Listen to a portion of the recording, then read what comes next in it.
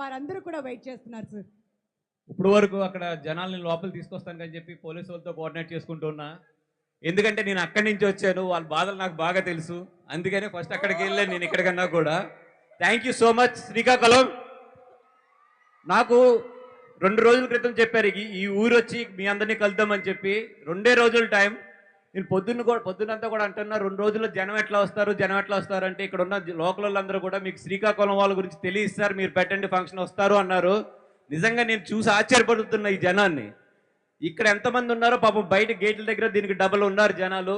నిజంగా thank you Srikakulam, ఇంత short టైంలో మీరు ఈ సినిమా మీద చూపిస్తున్న ప్రేమకి. ఎందుకంటే ఈ కథ ఇక్కడే పుట్టింది.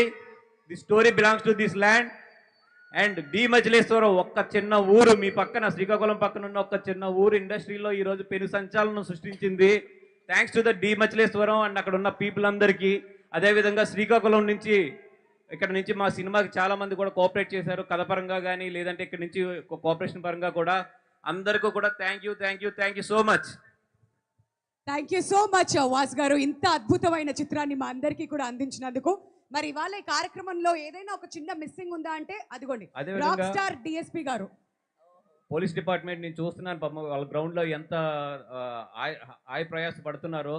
వాళ్ళందరికీ కూడా థ్యాంక్ యూ సో మచ్. నిజంగా మీరు ఈ రోజు లేకపోతే ఈ ఫంక్షన్ ఇంత కంట్రోల్డ్గా ఇంత నీట్గా జరిగేది కాదు. మీరందరూ అక్కడ ఎంత శ్రమ పడుతున్నారో కూడా చూశాను ఇప్పుడు అటు సైడ్ వచ్చి. ఎంటైర్ పోలీస్ డిపార్ట్మెంట్కి మా గీతా ఆర్ట్స్ తరపున థ్యాంక్ యూ సో మచ్ అండి. యా, మరొకసారి ఇక్కడ పోలీస్ డిపార్ట్మెంట్ అందరికీ కూడా మా గీతా ఆర్ట్స్ తరపున ప్రత్యేక కృతజ్ఞతలు తెలియజేస్తున్నామండి. చాలా